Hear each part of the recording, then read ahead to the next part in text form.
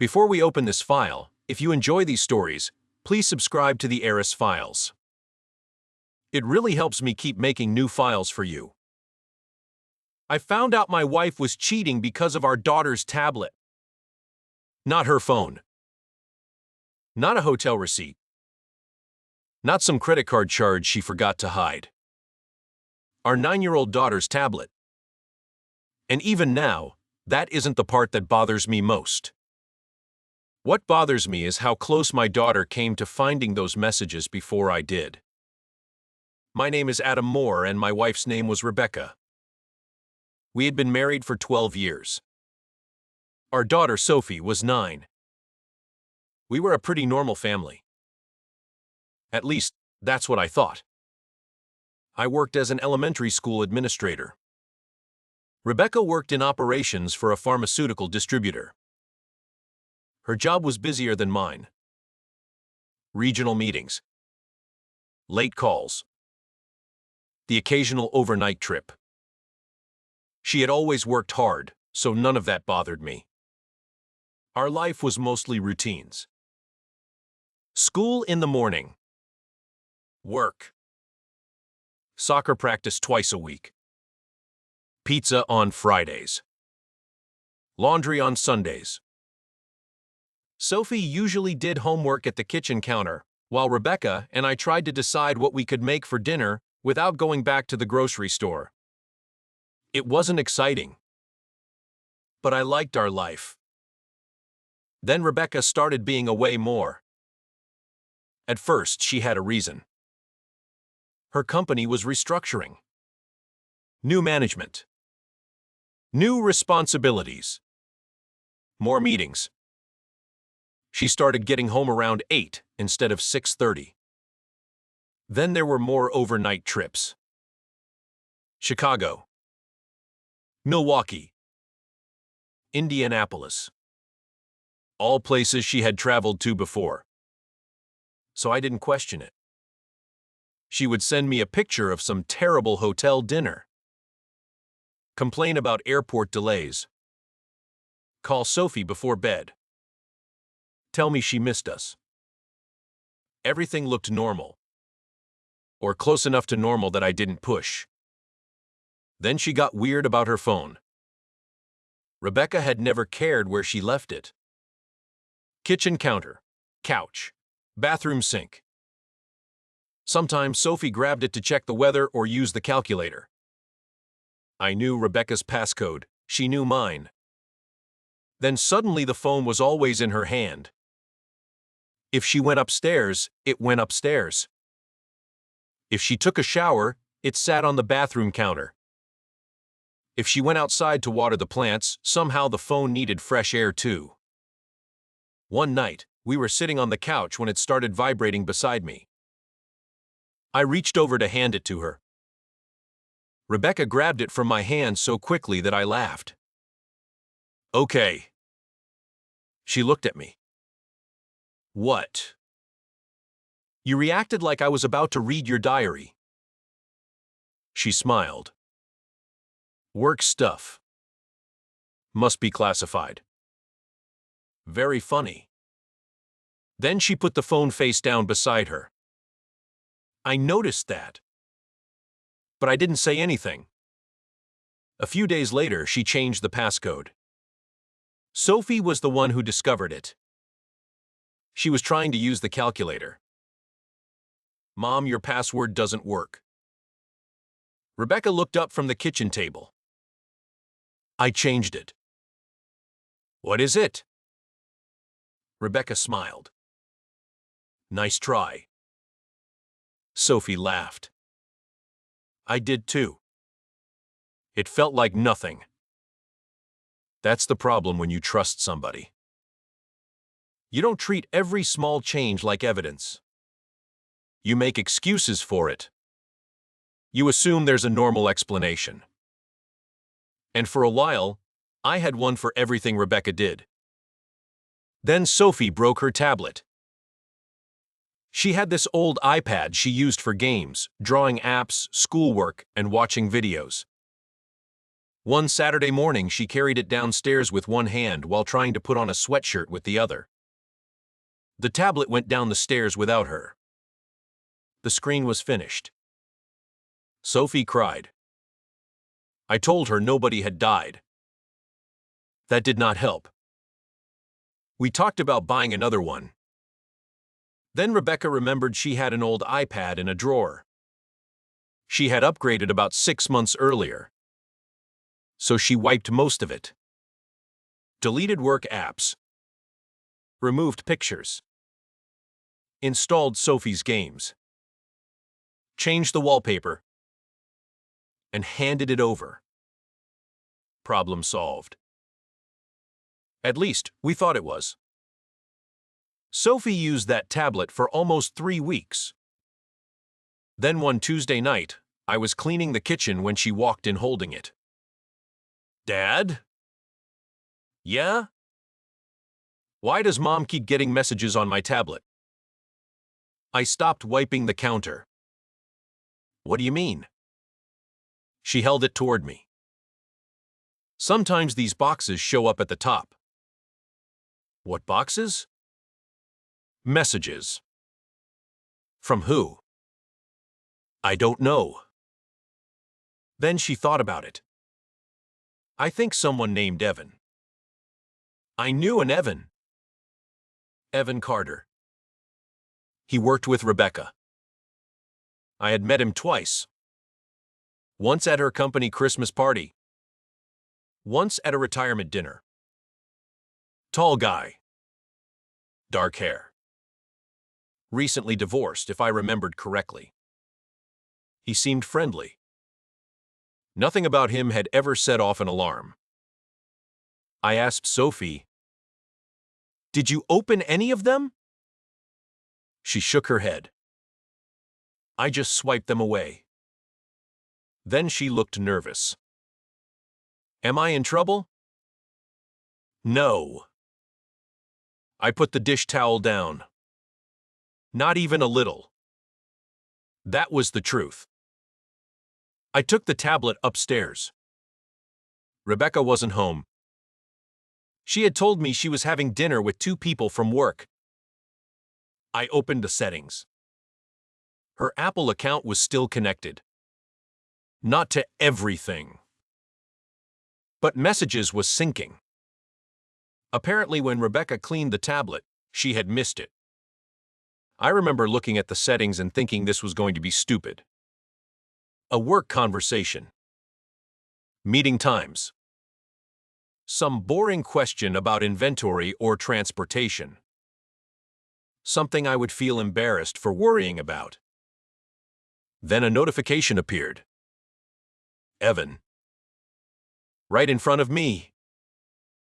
The preview said, "Last night was worth being tired today." I stared at it.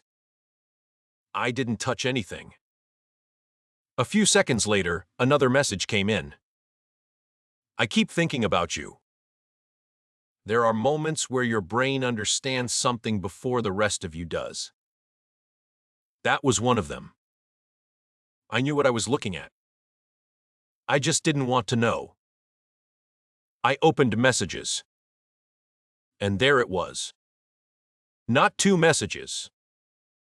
Months of them. Some parts were missing.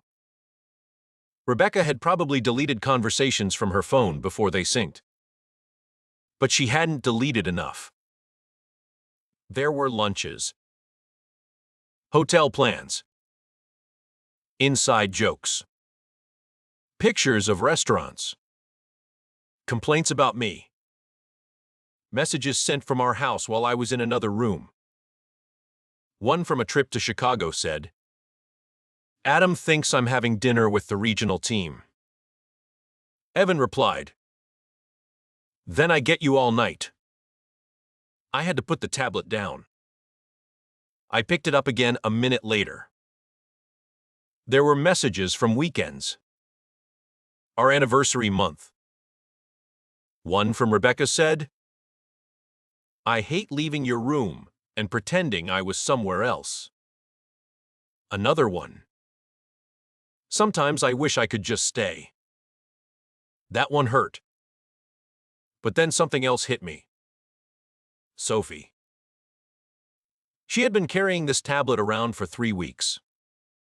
Watching videos on it. Drawing. Doing spelling homework. And Rebecca's affair had been popping up across the top of the screen the entire time. I checked the notifications. Message previews were turned on. My 9-year-old daughter had been one tap away from discovering that her mother was cheating on her father. I don't know how to explain what that did to me. The affair hurt. Of course it did. But I was 38 years old. I could handle ugly information. I could call a lawyer. I could talk to my sister. I could sit alone in a room and fall apart if I needed to. Sophie was 9. She wasn't supposed to know what hotel room her mother was in. She wasn't supposed to read messages about her parents' marriage. She wasn't supposed to wonder why Mom was telling Dad one thing and Evan something completely different. She was supposed to use that tablet to draw horses with purple hair. I took screenshots. A lot of them. Then I emailed everything to myself. After that, I signed Rebecca out of the tablet. Messages, photos, email, notes. Anything that was still connected. Then I gave it back to Sophie. All fixed. She smiled. Thanks, Dad. And ran upstairs. She had absolutely no idea what she had just handed me. I waited until she was asleep. Then I sat at my desk and went through everything again. Slower this time. The affair had been going on for at least 8 months. Maybe longer. Some of Rebecca's business trips were real. Others were partly real. That was clever. She would actually travel for work, then add another night. Or say the meeting ended Friday when it had really ended Thursday. One weekend, she told me she had meetings in Indianapolis. The messages showed that she and Evan had stayed at a resort outside the city. There was another night I remembered immediately. Sophie had a soccer game. Rebecca told her she couldn't make it because a shipment problem had kept her at the office. Sophie was disappointed. I told her Mom would come to the next one. At 7:17 that evening, Rebecca sent Evan. Finally free. He answered. Room 614. I closed my laptop. That one got me. Not because it proved the affair. I already knew. Because I remembered Sophie standing on the field that night looking toward the parking lot. Waiting for her mother. Rebecca wasn't stuck at work. She was going to a hotel. I sat there for a long time. Then I started printing. Not every message. I didn't need 200 pages. Just enough. Dates, trips, hotel rooms, the lies. The messages about me. And especially the ones that could have appeared on Sophie's screen. I found a black folder in the office. Put everything inside. On the front, I wrote, File number 019. A little dramatic. But I needed the whole thing somewhere other than my head. Rebecca came home at 10:40. I was sitting in bed. She walked in while taking off her earrings. You're still awake? Yeah. How is Sophie? Good. She leaned over and kissed my forehead.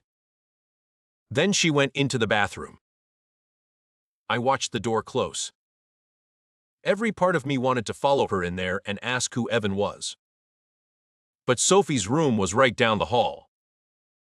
And if that conversation went the way I thought it would, she was going to hear it. So I waited. The next morning, I called my sister, Dana. Can Sophie stay with you Friday? Sure. She paused. Everything okay?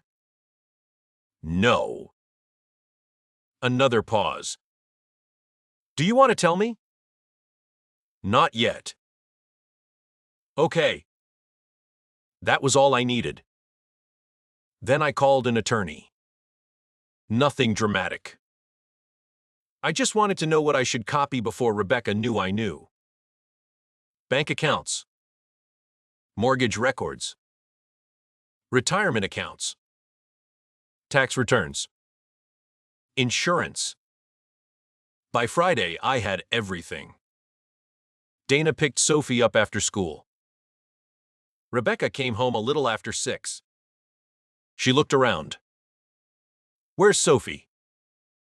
Dana's. Sleepover? Yeah. She put her bag down. Nice. We should go somewhere.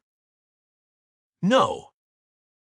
Rebecca looked at me, and I watched her face change. She didn't know what I knew, but she knew something was wrong. I put the black folder on the kitchen table. What's that? Open it. She didn't move. Adam, what's going on? Open the folder. She sat down. Opened it. The first page was a screenshot. Her name. Evan's name. A hotel room number. Her face lost all color. That was probably the worst confirmation of all. She didn't ask what she was looking at. She knew exactly what it was. Her first question was, "How did you get these?" I sat across from her. Our daughter gave them to me. Rebecca stared at me. What? Your messages were syncing to Sophie's tablet. For the first time that night, Rebecca looked genuinely terrified. Did she read them? Interesting. That was her first concern, too. Not the affair. Not me. Sophie. I don't think so. Rebecca covered her mouth. Oh my God. No. She looked at me. No what? You don't get to act shocked about that part. I never wanted Sophie to see any of this. You didn't want me to see it either. Adam. She came downstairs and asked me why Mom's messages kept appearing on her tablet. Rebecca looked away. She could have opened them. I know. She could have read about room 614. Her eyes closed. She could have read what you said about me. I know. I pushed the folder closer to her. No, I don't think you do. Then the explanation started. She and Evan had been friends. Work had been stressful. They talked a lot. He understood what she was dealing with. We had become distant. I was always focused on work or Sophie. That last one stopped me. What did you just say? That's not how I meant it. You just included our daughter in the list of reasons you cheated. No. Adam, I didn't. Then don't say her name again while you're explaining this. Rebecca went quiet. At first, she said the affair had been going on for 6 months. The messages proved 8. Then she admitted the emotional part had probably started closer to a year earlier. First came conversations after work. Then lunch. Then drinks. The first hotel happened during a conference. After that, it became easier. That was her word. Easier. Fake meetings. Extended trips. Extra hotel nights. I asked if she loved him. She stared at the table. I care about him. What does that mean? I don't know. Of course. Months of lying and suddenly everything was confusing. Rebecca reached for her phone. I'll call him. I stopped her. You don't have to. She looked at me. What? I'm not asking you to pick me. I want you. No. You want this to stop happening. That's not fair. You had 8 months to pick me. She started crying. I hated seeing it. Not because I felt sorry for her. Because some stupid part of me still wanted to comfort her. 12 years doesn't disappear because you opened a folder. You can be furious with someone and still recognize the sound of their crying. I sat there looking at her. Then I said the thing that had been stuck in my head since Tuesday. You didn't just lie to me. You put the lie in our daughter's hands. Rebecca covered her face. That's the part one can't get past. She kept saying the tablet was an accident. And she was right. The sinking was an accident. Leaving her account connected was an accident. But Evan wasn't. The hotel rooms weren't. The fake work trips weren't. Missing Sophie's soccer game wasn't. The tablet didn't create anything. It just stopped her secret from staying hidden. I asked Rebecca to leave for the weekend. She stayed with her sister. By Sunday, I knew I wasn't asking her to come back. 2 weeks later, we formally separated. We didn't tell Sophie about the affair. She was 9. There was nothing she could do with that information except get hurt by it. So we told her the truth she actually needed. Mom and Dad were having serious problems. We were going to live in different places. We both loved her. None of it was because of her. She cried. Rebecca cried. I barely made it through the conversation. Because Rebecca was still Sophie's mother. And whatever Rebecca had done to me, I wasn't going to turn our daughter into a judge. The divorce took almost a year. Rebecca and Evan stayed together for a few months. Then they broke up. Someone mentioned it to me. I didn't ask what happened. A year earlier, I would have wanted every detail. By then, I didn't. I already knew everything that mattered. The first few months after the separation were mostly awkward. Not dramatic, just awkward. Different weekends, pickup times. School bags left at the wrong house. Sophie's soccer shoes at Rebecca's when we needed them at mine. Her favorite sweatshirt at my house when she wanted it at her mother's. We had to learn how to be parents without pretending we were still a couple. At first, every message from Rebecca made my stomach tighten. My phone would buzz and I'd have that same reaction. What now? Then I'd look. Sophie needs poster board for school. Or, practice ends at 7, right? Normal things. Eventually, my body stopped expecting every notification to ruin my life. Sophie adjusted too. I tried to keep as much of her life boring as possible. And I mean that in the best way. Friday was still pizza. Soccer was still soccer. Sunday morning still meant pancakes. Different house. Same pancakes. I also made Sophie her own account for the tablet. Her email, her pictures, her password. Nothing connected to Rebecca. Nothing connected to me.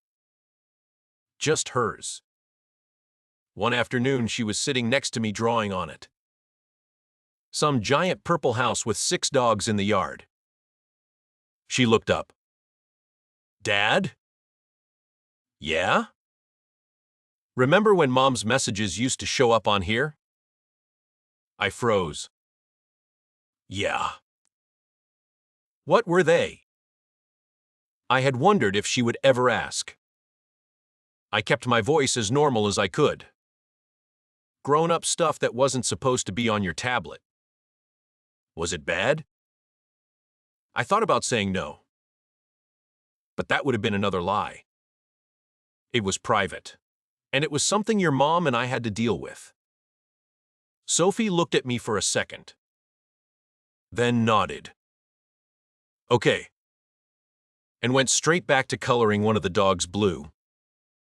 That was it. She didn't need the story. She didn't need names.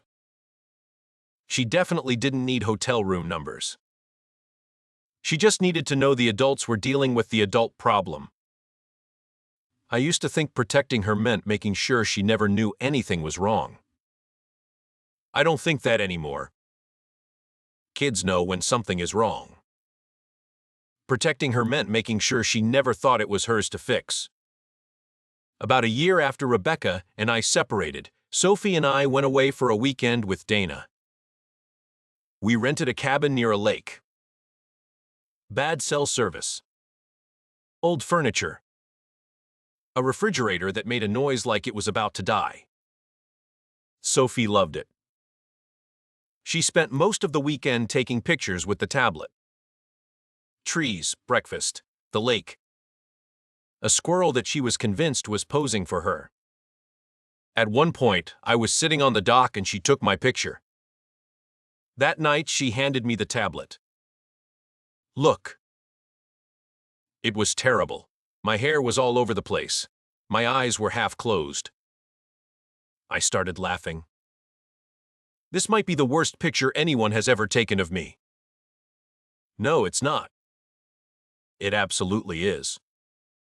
She looked at the screen again. You look happy. I stopped laughing. Because she was right. I did. Not like everything had magically worked itself out. It hadn't. There were still hard days. Still awkward conversations with Rebecca. Still moments when I thought about the life I believed I had. But in that picture, sitting on a dock with my daughter behind the camera, I looked okay. Actually okay. For months, I had hated that tablet. Every time I saw it, I remembered Evan's name appearing across the screen. Room 614, those messages, that night. Now it was full of Sophie's drawings, school projects, bad pictures of me. Videos of squirrels, normal things. The things that should have been there from the beginning. I found their messages on our daughter's tablet. For a while, I thought finding the affair was the worst part. It wasn't. The worst part was realizing Sophie had almost found it first. She should never have had to carry her mother's secret, so I made sure she didn't. File number 019 was closed. The account was disconnected. The messages were saved. The marriage ended. But my daughter got to stay exactly what she was supposed to be. A daughter, not a witness, not a messenger. Not somebody responsible for choosing which parent was right. Eventually, I stopped thinking of that tablet as the thing that destroyed my marriage. It didn't. Rebecca's choices did that. The tablet just showed me what was already there. And now, when Sophie hands it to me, I don't think about hotel rooms. Usually, she wants to show me a drawing, or a picture, or some ridiculous video she thinks I absolutely have to see. That's what I wanted back. Not the marriage, normal. Another file closed. Another secret exposed.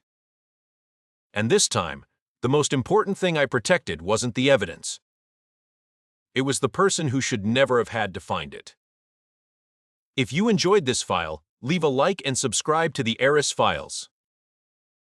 It really helps the channel grow.